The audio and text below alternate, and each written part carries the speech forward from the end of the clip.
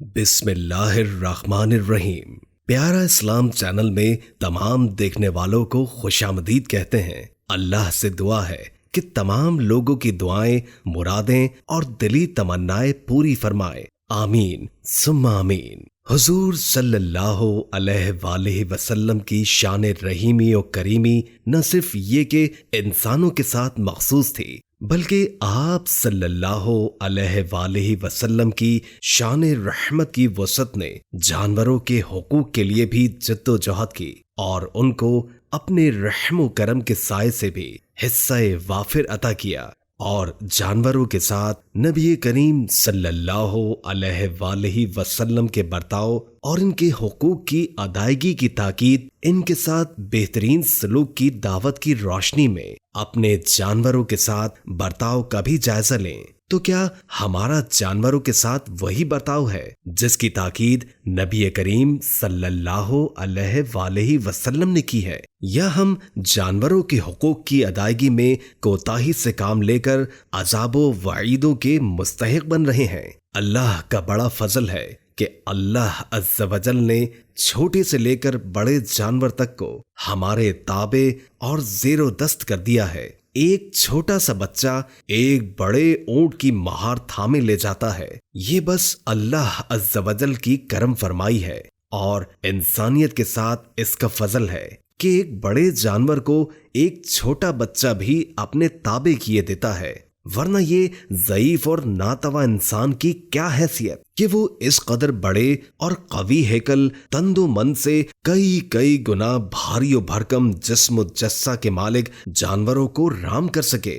دنیا کی سب سے مہربان ہستی رسول خدا صلی اللہ علیہ وآلہ وسلم انسانوں کے ساتھ ساتھ جانوروں کی بھی دلجوئی فرماتے اور انہیں انسانوں کے شر سے محفوظ رکھتے تھے۔ یہ ایمان افروز معجزہ بھی ایک ایسے ہی بوڑھے اونٹ سے منسوب ہے جو اپنے مالک کی شر پسندی سے عاجز آ کر اللہ کے رسول کی پناہ میں آ گیا، اور سرکار دو عالم نے اس کی جان بچائی، جس پر اونٹ نے اللہ کے نبی صلی اللہ علیہ وآلہ وسلم کے لیے 4 دعائیں فرمائیں، لیکن ان میں سے ایک ایسی دعا تھی جس پر رسول خدا صلی اللہ علیہ وآلہ وسلم آپ دیدہ ہو گئے تو صحابہ کرام تڑپ اٹھے تھے کہ ایسا کیا ماجرا ہو گیا کہ اللہ کے رسول صلی اللہ علیہ وآلہ وسلم کی چشم مبارک سے آنسو بہہ نکلے ہیں۔ علامہ طاہر القادری نے کشف الاسرار میں اس حدیث مبارکہ کو بیان کیا ہے، جس میں اس واقعے کی تفصیلات بیان کی گئی ہیں۔ ابن ماجہ نے اس حدیث مبارکہ کو حضرت تمیم داری رضی اللہ تعالی عنہ سے روایت کیا ہے۔ وہ فرماتے ہیں کہ ہم نبی کریم صلی اللہ علیہ وآلہ وسلم کی بارگاہ اقدس میں حاضر تھے کہ ایک اونٹ بھاگتا ہوا آیا اور نبی کریم صلی اللہ علیہ وآلہ وسلم کے سر انور کے پاس آ کر کھڑا ہو گیا، جیسے کان میں کوئی بات کہہ رہا ہو۔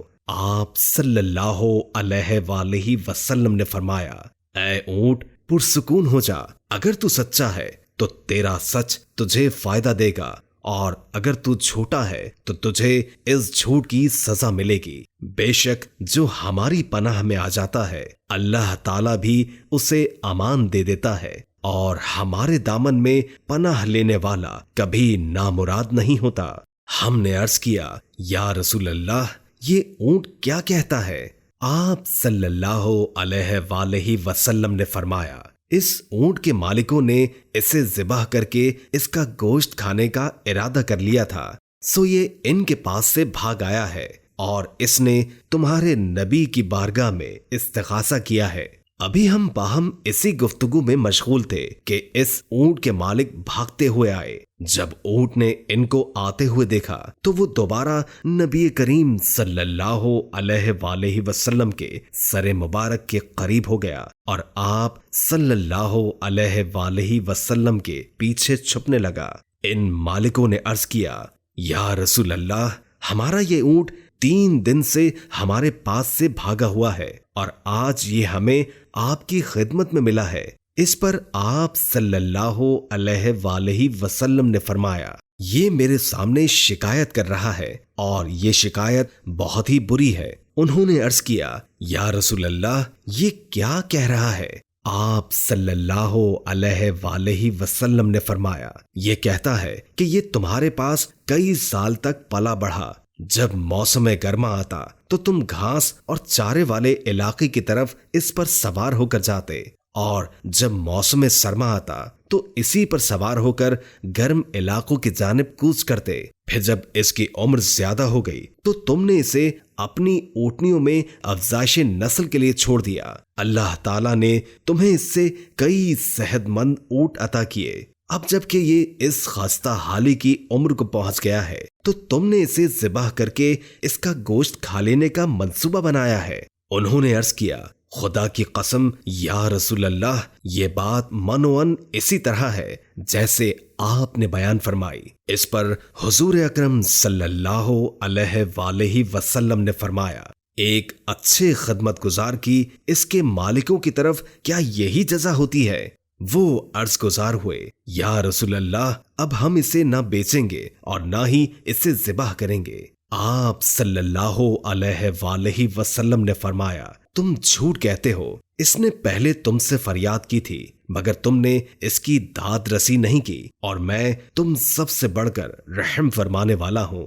بے شک اللہ تعالیٰ نے منافقوں کے دلوں سے رحمت نکال دی ہے اور اسے مومنین کے دلوں میں رکھ دیا ہے۔ اس کے بعد آپ صلی اللہ علیہ وآلہ وسلم نے اس اونٹ کو ان سے 100 درہم میں خرید لیا اور پھر فرمایا، اے اونٹ، جا، تو اللہ کی رضا کی خاطر آزاد ہے۔ اس اونٹ نے نبی کریم صلی اللہ علیہ وآلہ وسلم کے سر مبارک کے پاس جا کر اپنا منہ لے جا کر کوئی آواز نکالی تو آپ صلی اللہ علیہ وآلہ وسلم نے فرمایا، آمین۔ اس نے پھر دعا کی، آپ صلی اللہ علیہ وآلہ وسلم نے پھر فرمایا، آمین۔ اس نے پھر دعا کی، آپ صلی اللہ علیہ وآلہ وسلم نے پھر فرمایا، آمین۔ اس نے جب چوتھی مرتبہ دعا کی تو آپ صلی اللہ علیہ وآلہ وسلم آپ دیدہ ہو گئے۔ ہم نے عرض کیا، یا رسول اللہ، یہ اونٹ کیا کہہ رہا ہے؟ آپ صلی اللہ علیہ وآلہ وسلم نے فرمایا، اس نے پہلی دفعہ کہا، اے نبی مکرم، اللہ تعالیٰ آپ کو اسلام اور قرآن کی طرف سے بہترین جزا فرمائے۔ میں نے کہا، آمین۔ پھر اس نے کہا، اللہ تعالیٰ قیامت کے روز آپ کی امت سے اسی طرح خوف کو دور فرمائے جس طرح آپ نے مجھ سے خوف کو دور فرمایا ہے۔ میں نے کہا، آمین۔ پھر اس نے دعا کی، اللہ تعالیٰ دشمنوں سے آپ کی امت کے خون کو اسی طرح محفوظ رکھے جس طرح آپ نے میرا خون محفوظ فرمایا ہے۔ اس پر بھی میں نے آمین کہا۔ پھر اس نے کہا، اللہ تعالیٰ ان کے درمیان جنگ و جدل پیدا نہ ہونے دے۔ یہ سن کر مجھے رونا آ گیا کیونکہ یہی دعائیں میں نے بھی اپنے رب سے مانگی تھیں۔ اس نے پہلی 3 تو قبول فرما لی لیکن اس آخری دعا سے منع فرما دیا۔ جبرائیل نے مجھے اللہ کی طرف سے خبر دی کہ میری یہ امت آپس میں تلوار زنی سے فنا ہوگی۔ جو کچھ ہونے والا ہے قلم اسے لکھ چکا ہے۔ اللہ رب العزت کا کروڑا شکر و احسان کہ اس نے ہمیں آخری پیغمبر حضرت محمد صلی اللہ علیہ وآلہ وسلم کا امتی بنایا۔ اس لیے آپ صلی اللہ علیہ وآلہ وسلم کو اپنی امت سے جس قدر پیار و محبت ہے اتنی محبت شاید ہی کسی اور نبی کو اپنی امت سے ہو۔ ہمارے نبی مکرم صلی اللہ علیہ وآلہ وسلم نے اس فانی دنیا میں تشریف لاتے ہی سب سے پہلے اپنی گناہگار امت کو یاد فرمایا اور بارگاہ الہی میں سربہ سجود ہو کر رب حب لی امتی کی صدائے دل نواز بلند کی۔ آپ نے اپنی امت کی خیر و فلاح اور ہدایت و رہنمائی میں پوری حیات مبارکہ صرف فرما دی۔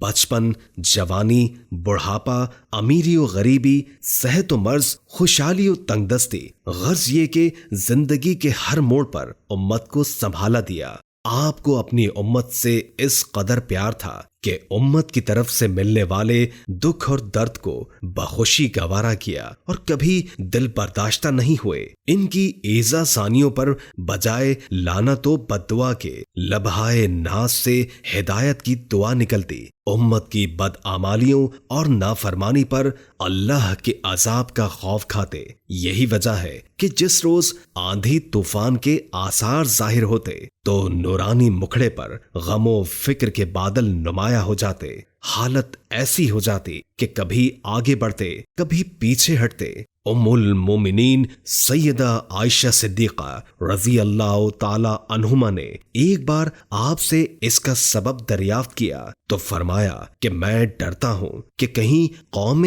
عاد کی طرح یہ عذاب میری امت پر مسلط نہ کر دیا ہو۔ اللہ مجھے اور آپ کو آقائے دو جہاں کی محبت نصیب فرمائے۔ دوستو، ہماری آج کی ویڈیو کے بارے میں آپ کیا کہنا چاہیں گے؟ کامنٹ باکس میں ضرور بتائیں۔ تب تک کے لیے اللہ حافظ۔